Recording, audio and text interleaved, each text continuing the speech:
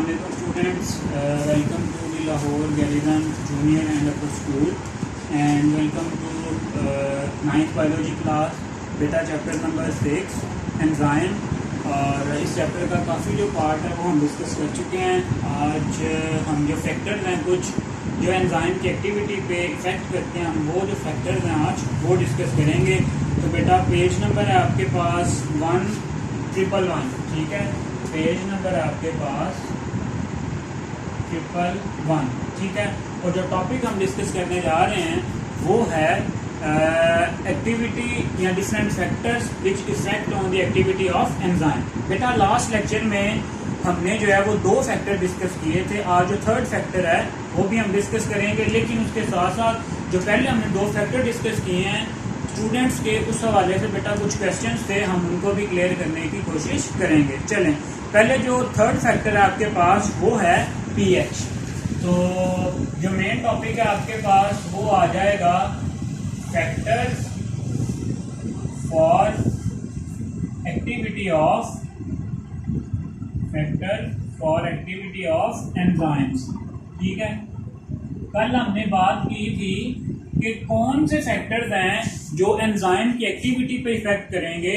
तो बेटा कोई भी ऐसा फैक्टर जो एंजाइम की कंपोजिशन को चेंज कर दे, ठीक है, या उसकी शेप को चेंज कर दे, तो वो क्या करेगा, एंजाइम की एक्टिविटी पे इफेक्ट करेगा।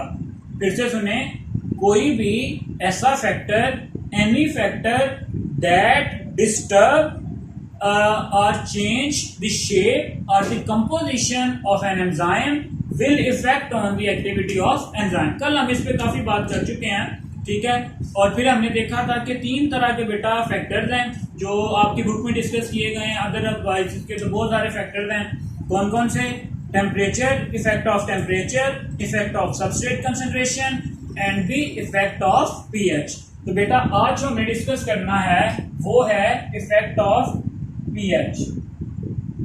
केमिस्ट्री में भी बेटा आपने पीएच का पढ़ा होगा कि ये जो नेगेटिव लॉग है आपके पास हाइड्रोजन आयन की कंसंट्रेशन का, ठीक है।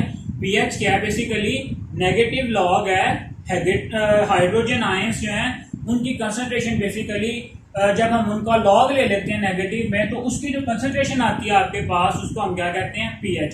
सिंपली आप समझें ये हाइड्रोजन आयन की कंसंट्रेशन की यहाँ पे क्या हो रही है, बात हो रही है। क्लियर है? जितने अब देखते हैं कि कल हमने देखा था कि जो आपके पास एंजाइम्स हैं जब उन पे टेम्परेचर बढ़ाया जाता है तो उनके जो रिएक्शन रेट है वो इंक्रीज हो जाता है। सबस्ट्रेट कंसंट्रेशन एक लिमिट तक बढ़ाएं तो भी इंक्रीज हो जाता है। अब आते हैं पीएच की तरफ। तो पीएच में बेटा पहला शॉर्ट क्वेश्चन आपके पास जो आ रहा है वो है व्हाट इज ऑप्टिमम पीएच, ठीक है। जैसे कल भी मैं साथ साथ ही शॉर्ट क्वेश्चन आपको बता रहा हूं, आप नोट कर लिया करें, ठीक है। तो जितने भी एंजाइम्स हैं, ठीक है, अब उनके लिए जो वर्किंग के लिए पीएच है वो डिफरेंट है, ठीक है।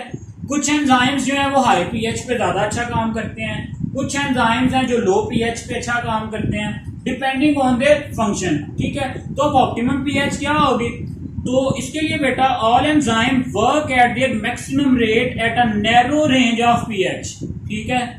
All enzyme work eight there maximum rate. तो इसकी डेफिनेशन आपके पास क्या आएगी कि ऑल एंजाइम्स वर्क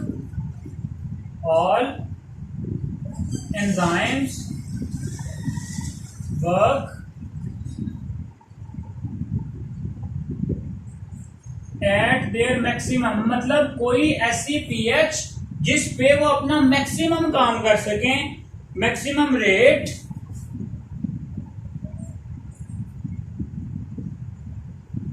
अच्छा। यहां पे आप ये बात आपने याद रखनी है कि जो पीएच है वो बेटा कुछ स्पेसिफिक नहीं होगी कि ये वाला पॉइंट, उसकी एक नैरो रेंज होगी। फॉर एग्जांपल 2 से 3 तक, 5 से 7 तक, इस तरह से बेटा उसकी कुछ ना कुछ रेंज होगी। जो स्ट्रिक्ट टू जो एक मेन पॉइंट है वो नहीं होगा कि हम कहें कि जी एग्जैक्ट 2.7 पीएच पे ये जो एंजाइम है ये मैक्सिमम वर्क करेगा, ठीक है। All enzyme work eight there maximum at a narrow range of pH, ठीक है। ये बात इंपॉर्टेंट है, एट अ नैरो बेटा कहते हैं स्मॉलर या तंग नैरो रेंज ऑफ पीएच। और ये जो आपके पास पीएच है ये क्या कहलाती है? Optimum pH. क्लियर हो गया? कि आपके पास जितने भी एंजाइम्स हैं वो एक खास पीएच में रहते हुए अपना मैक्सिमम काम करते हैं। अगर हम उससे पीएच कम करें या पीएच ज्यादा करें तो क्या होगा, जो एंजाइम एक्टिविटी है वो क्या हो जाएगी, रिड्यूस हो जाएगी। ठीक है, अब जो आगे नेक्स्ट इंपॉर्टेंट पॉइंट है बेटा वो ये है कि a slight change in the pH cause retardation in the enzyme activity. ठीक है, मतलब अगर हम कोई भी थोड़ी सी भी माइनर से भी चेंज करते हैं, स्लाइट चेंज इन पीएच क्या करती है बेटा, रिटार्ड द ग्रोथ या डिक्रीज द रिएक्शन रेट। आप इस तरह से लिख लें, ठीक है, रिटार्ड डिक्रीज द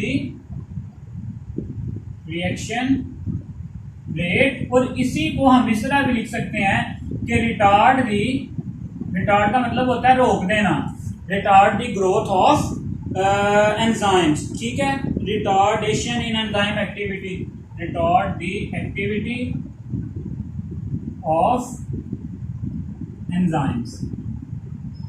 क्लियर हो गया। अब देखें जितने भी एंजाइम्स हैं वो एक खास पीएच में अपना मैक्सिमम फंक्शन परफॉर्म करते हैं, उसको हमने कह दिया ऑप्टिमम पीएच। अब जैसे ही ऑप्टिमम पीएच से जो पीएच है वो आगे पीछे होगी, स्लाइट चेंज, ठीक है, एक दो पॉइंट्स भी आगे होगी तो क्या होगा कि जो रिएक्शन रेट है वो क्या हो जाएगा, डिक्रीज हो जाएगा, और एंजाइम की जो एक्टिविटी है वो भी क्या हो जाएगी, स्लो डाउन हो जाएगी। ठीक है, अब बेटा every enzyme has its specific optimum pH value, ये बात बहुत इंपॉर्टेंट है। ठीक है, every enzyme has its own optimum, its own optimum pH value. ठीक है, अब कुछ एंजाइम है जो लेस पीएच पे अपना मैक्सिमम काम करेंगे, उनके लिए जो ऑप्टिमम पीएच है वो लेस होगी। कुछ एंजाइम है जो हाई पीएच पे अपना जो बेस्ट मैक्सिमम काम है वो करेंगे, उनके लिए जो पीएच है आपके पास ऑप्टिमम पीएच वो ज्यादा होगी। ठीक है, अब एग्जांपल से समझते हैं कि पेप्सिन एक एंजाइम है आपके पास, ठीक है, वर्क करता है स्टमक में और एसिडिक मीडियम में ये काम करता है। एग्जाम्पल्स जब हम देखेंगे तो बेटा आपको क्लियर हो जाएगा। अगर हम एग्जाम्पल में देखें, आपके पास है एक एंजाइम जो है जिसको हम कहते हैं पेप्सिन। ठीक है, पेप्सिन जो एंजाइम आपके पास ये प्रोटीन्स के डाइजेशन के लिए अपना रोल प्ले करता है। कहाँ पे ये काम करता है, वर्क करता है वर्किंग इन स्टोमिक। जो आपका बेटा स्टोमिक है, मैदा है, उसमें क्या करता है, ये काम करता है। काम क्या करता है, ब्रेकडाउन ऑफ प्रोटीन्स। ठीक है, आपको पता है कि आपकी जो स्टमक है उसमें फूड की डाइजेशन होती है, तो ये क्या करता है, ब्रेकडाउन ऑफ प्रोटीन। अब इसके लिए जो पीएच है वो आपके पास कितनी है, लो पीएच। ठीक है, एसिडिक मीडियम। ये किसमें काम करता है, एसिडिक मीडियम। और एसिडिक मीडियम का क्या मतलब होता है, लो पीएच। एमसीक्यूज में ये भी पूछा जा सकता है कि if a solution has higher pH. अब बेटा एसिडिक होने का और पीएच का आपस में क्या है, इनवर्स रिलेशन है। जितनी पीएच कम होगी उतना जो एनवायरनमेंट है वो क्या होगा, एसिडिक होगा। ठीक है, और जितनी पीएच ज्यादा होगी उतना एनवायरनमेंट क्या होगा, बेसिक होगा। एसिड और बेस दो कॉन्सेप्ट आप 9th में भी पढ़ते चले आ रहे हैं। ठीक है, शुरू में केमिस्ट्री के जो लेक्चर में आपने देखा होगा।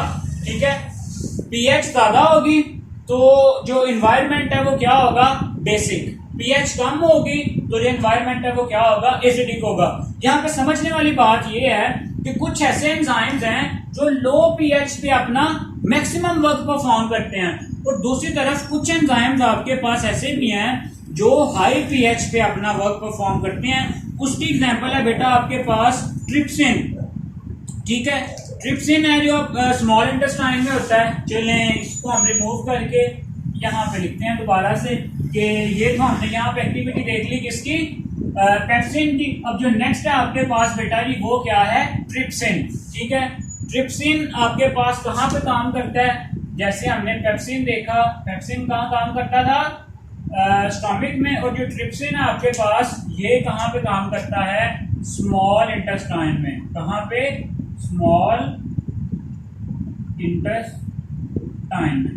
ठीक है, चलें जी।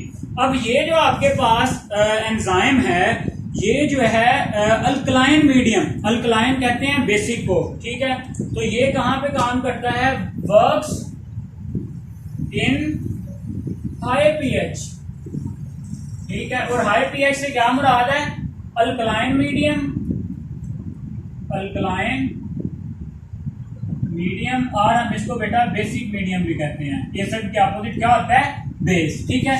पिछले एग्जांपल में हमने देखा जो आपके पास पेप्सिन था वो लो पीएच पे काम करता है, लेकिन ये जो है आपके पास ये हाई पीएच पे काम करता है। तो बेटा समझाने का मकसद ये है, या जो पॉइंट आपने नोट करना है वो ये है कि जितने भी एंजाइम्स हैं उनके लिए जो मैकेनिज्म है वो डिफरेंट है।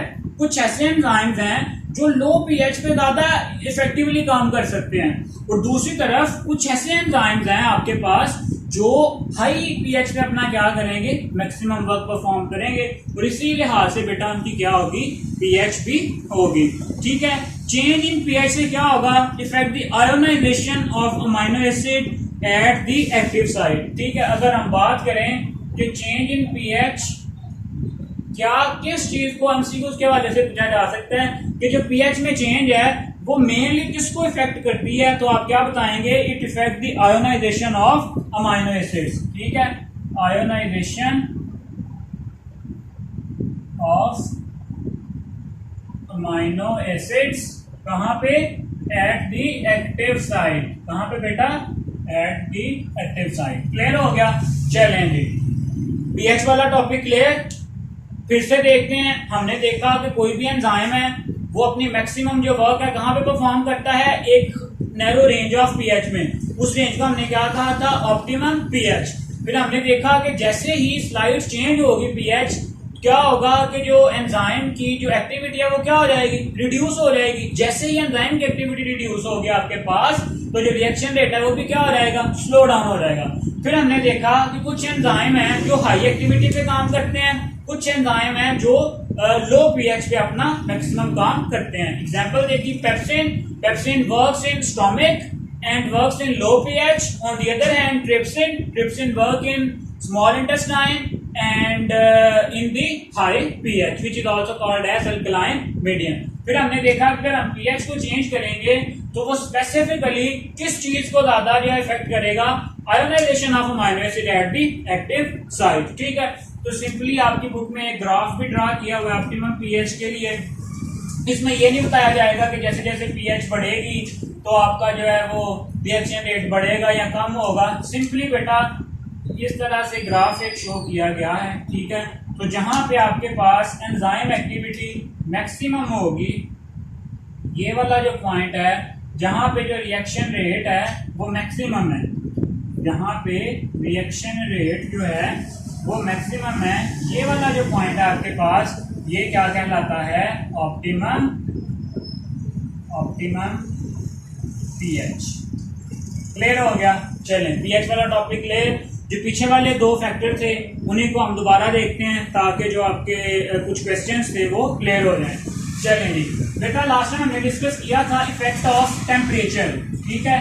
तो जल्दी से बताएं शाबाश कि टेम्परेचर का इफेक्ट क्या होता है कि जैसे ही हम टेम्परेचर को इंक्रीज करते हैं तो एक खास लिमिट तक जो है वो क्या होता है, रिएक्शन रेट में इंक्रीज आता है।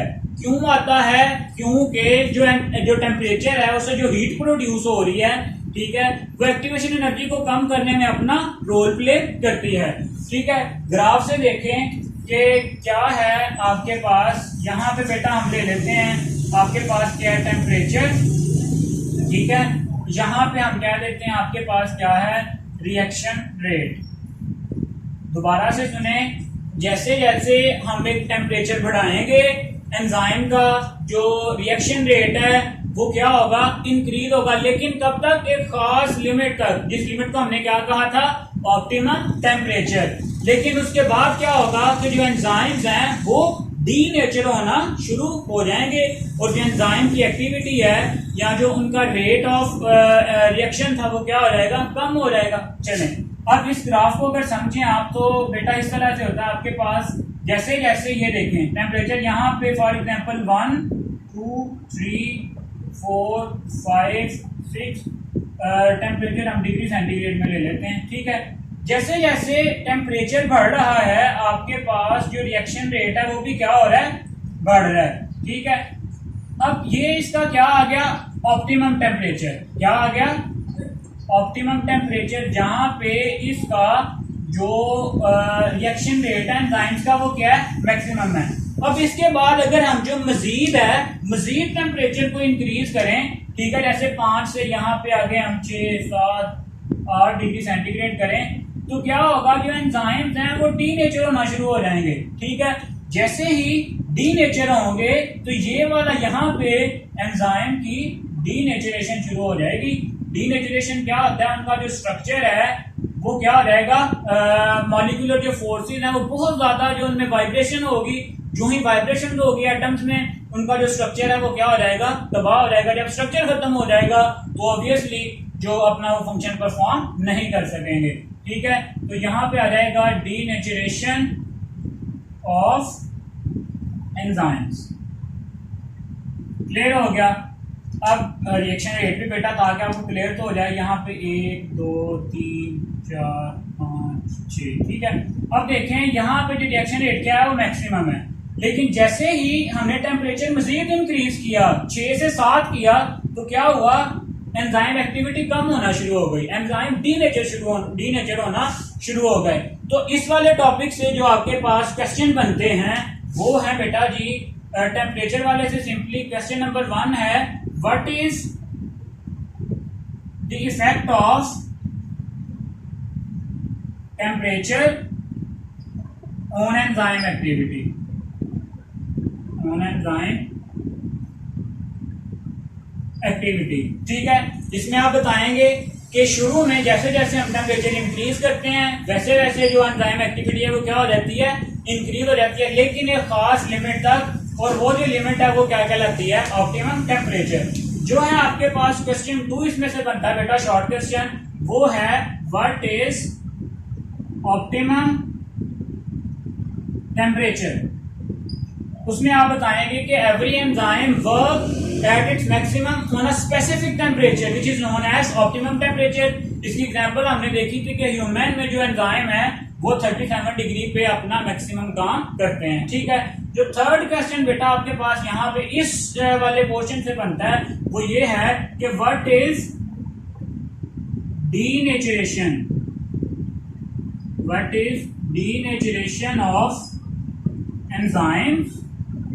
ठीक है, how it take place, how it take place.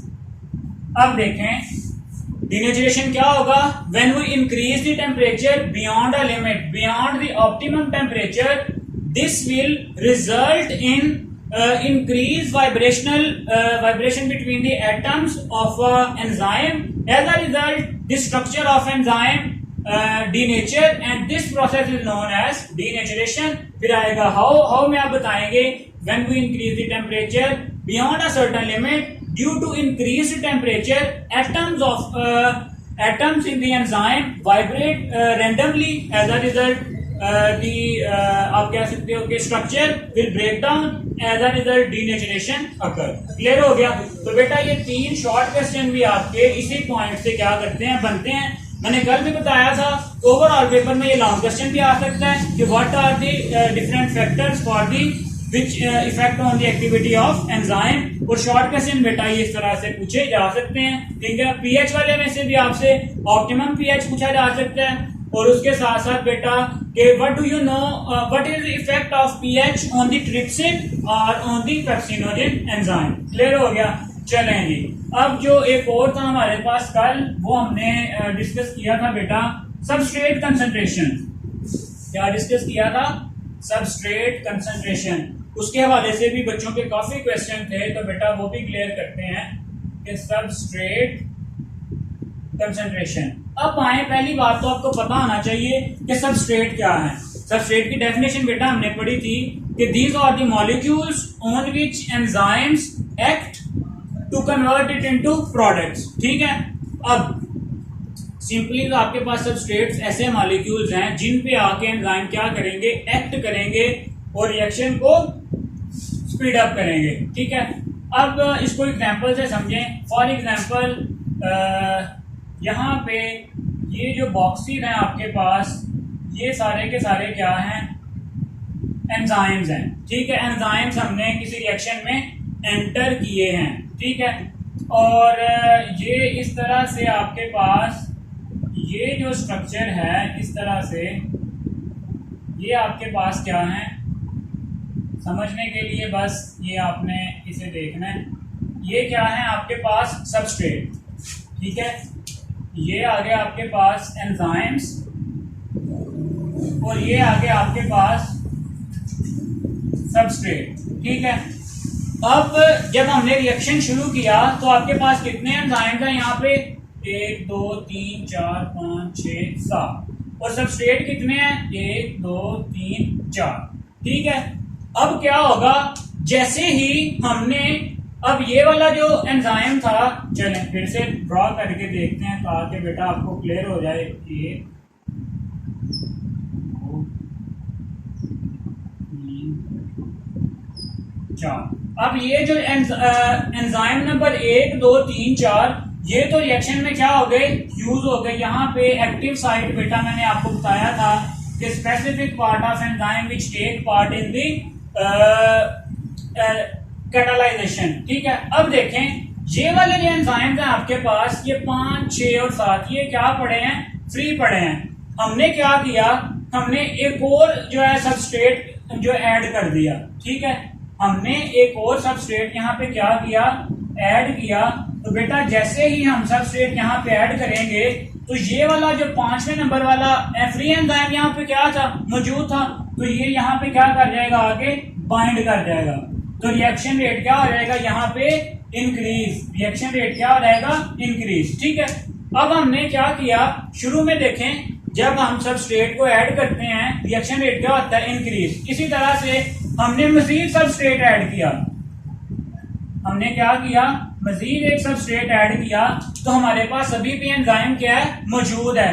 ठीक है, तो वो वाला जो आपके पास एंजाइम है वो यहाँ पे आके बाइंड हो जाएगा और रिएक्शन को कैटालाइज कर देगा। ठीक है, अभी भी हमारे पास फ्री एंजाइम मौजूद है, यहाँ पे भी रिएक्शन रेट क्या होगा, इंक्रीज होगा। फिर यहाँ पे बेटा नेक्स्ट हमने मजीद सबस्ट्रेट ऐड किया। क्या किया, मजीद सबस्ट्रेट जब हमने ऐड किया तो क्या क्या होगा, ये जो आपके पास 7th नंबर वाला एंजाइम था, ये भी यहाँ पे आगे क्या कर जाएगा, बाइंड कर जाएगा। रिएक्शन रेट क्या हो गया, मजीद इंक्रीज हो गया। अब जितने भी एंजाइम्स थे, जितने भी एंजाइम्स थे वो सारे के सारे सबस्ट्रेट से बाइंड हो चुके हैं। जितने भी एंजाइम्स थे वो सारे के सारे सबस्ट्रेट से बाइंड हो चुके हैं।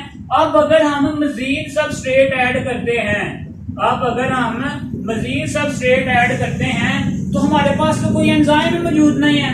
एंजाइम की जितनी भी एक्टिव साइट्स थी वो ऑलरेडी यहाँ पे क्या हो चुकी हैं, फिल्ड हो चुकी हैं। ठीक है, तो बेटा ये वाली जो स्टेट आती है आपके पास, जहां पे तमाम के तमाम जो एंजाइम्स हैं वो ऑलरेडी सबस्ट्रेट के साथ बाइंडेड होते हैं, उनके पास कोई भी फ्री एक्टिव साइट मौजूद नहीं होती, तो ये जो स्टेट आती है आपके पास, इस स्टेट को हम कहते हैं सैचुरेशन पॉइंट।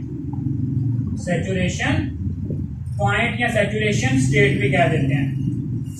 क्लियर हो गया। सैचुरेशन स्टेट क्या है, ऐसी स्टेट जिस पे अगर हम मजीद सबस्ट्रेट ऐड करते जाएं लेकिन रिएक्शन रेट कांस्टेंट हो जाए, रिएक्शन रेट मजीद इंक्रीज ना हो, वो जो आपके पास पॉइंट आता है वो क्या कहलाता है, सैचुरेशन पॉइंट कहलाता है। इसी वजह से अगर शुरू में हम सबस्ट्रेट कंसंट्रेशन इंक्रीज करेंगे तो जो रिएक्शन रेट है वो इंक्रीज हो जाएगा, लेकिन फिर एक टाइम आएगा जहां पे रिएक्शन रेट क्या हो जाएगा, कांस्टेंट हो जाएगा।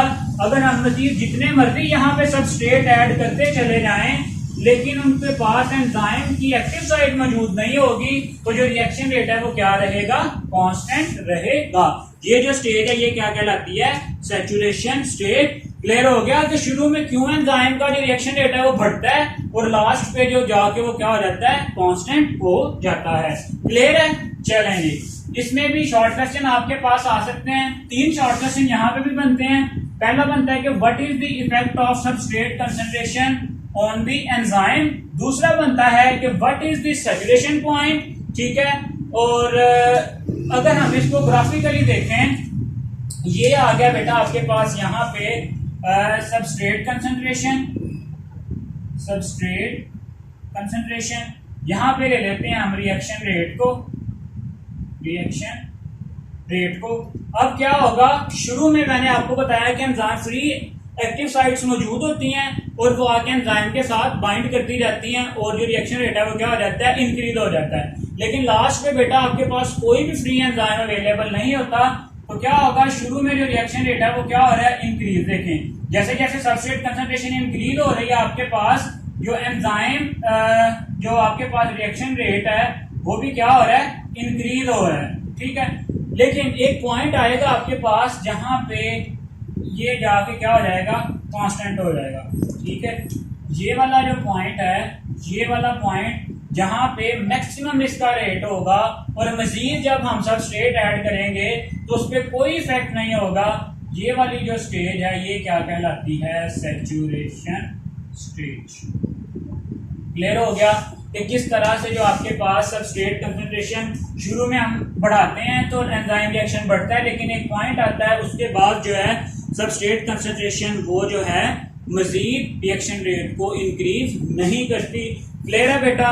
तो ये था आपके पास जो सबस्ट्रेट कंसंट्रेशन है उसका जो इफेक्ट है वो किस तरह से होता है। तो आज के लेक्चर में बेटा हमने डिटेल में देख लिया है, तो इसे आप अच्छे से प्रिपेयर करें, ठीक है। और लॉन्ग क्वेश्चन भी है, शॉर्ट क्वेश्चन भी हैं, एमसीक्यूज के हवाले से भी आपसे पूछा जा सकता है। अल्लाह हाफिज।